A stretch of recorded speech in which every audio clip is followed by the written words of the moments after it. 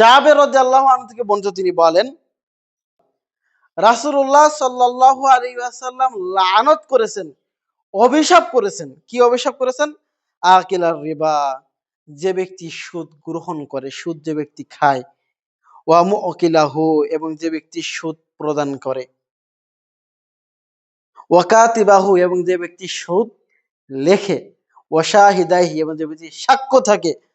রাসূল বলছেন ওয়াকালা হুম সাওয়া, তারা উভয়ই পাপী, উভয়ই সমান অপরাধী। আপনি সুদ খাবেন, আপনি যেমন পাপী, আপনি সুদ দেবেন ঠিক একই পাপী, আপনি সুদের ব্যাপারে সাক্ষী থাকবেন একই রকম পাপী, এবং আপনি সুদের ব্যাপারে লিখবেন একই রকম পাপী। সুদের সাথে যারা যে কোনো ভাবে মিলিত থাক না কেন, তারা উভয়ে একই রকম পাপী বলে রাসূল সাল্লাল্লাহু আলাইহি ওয়াসাল্লাম বলতেছেন।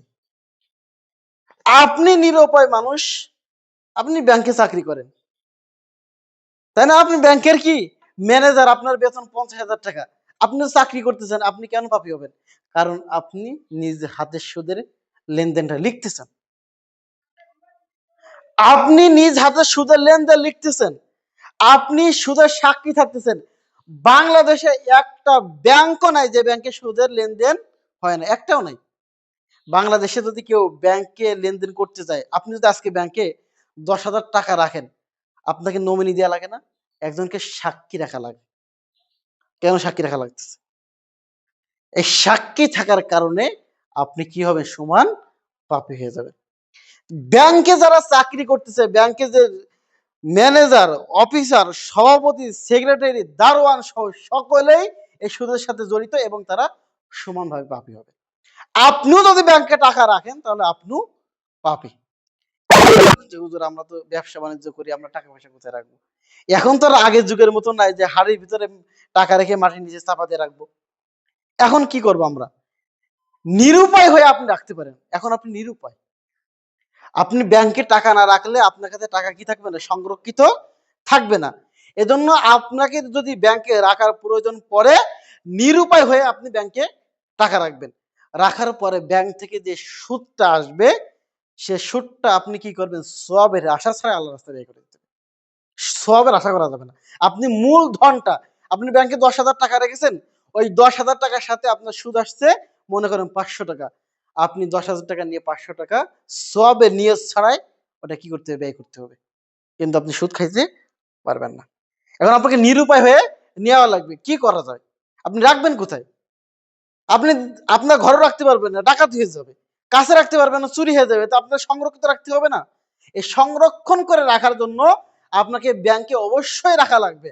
আর এই ব্যাংকে রাখতে গেলে আপনার সুদের সাথে জড়িত হওয়া লাগবে। তো এর জন্য কি করতে হবে? নিরুপায় হলে আল্লাহ সুবহানাহু ওয়া তাআলা এই পাপের ক্ষমা করবে। আমরা সকলেই জানি শুকরের গোশত খাওয়া হারাম না, মৃত্যু খাওয়া হারাম না। কিন্তু এটা কোন এক পর্যায়ে এটা হালাল কিনা? কখন? যখন আপনি একেবারে নিরুপায় হয়ে গেছেন। এমন একটা স্থানে আছেন যেখানে আপনার বেঁচে থাকার ভিতর কোনো খাবার নেই। শুধুমাত্র একটা মৃত পশুর মাংস আছে, অথবা একটা শূকরের গোশত আছে। ওটা না খেলে আপনি বাঁচবেন না।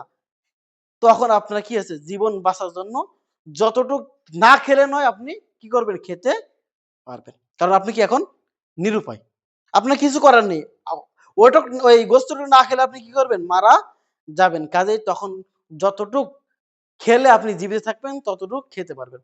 এখন ব্যাংকে টাকা রাখা না রাখলে আপনি নিরুপায়। রাখাই লাগবে। তাহলে আপনার কি করতে হবে? ব্যাংকে টাকা রাখবেন ঠিক আছে, কিন্তু ব্যাংক থেকে যে লাভটা আসবে, সুদ যেটা আসবে, এটাকে আপনার কি করতে হবে?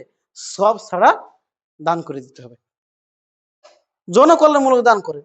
এটা একজন মানুষের বাড়ি নেই, তার বাড়ি তৈরি করে দেন। রাস্তার ধারে কল পুঁতে দেন। সওয়াবের আশা করা যাবে না। তাহলে আপনি গুনাহ থেকে বেঁচে থাকতে পারবেন। আর যদি আপনি মনে করেন 10,000 টাকা দিয়ে 500 টাকা লাভ আসলো, আপনি ওটা আনন্দের সাথে নিয়ে নিলেন, তাহলে কি হবে? আপনি সুদের সাথে লিপ্ত হয়ে গেলেন। আর এই সুদ সবথেকে ভয়াবহ একটি পাপ।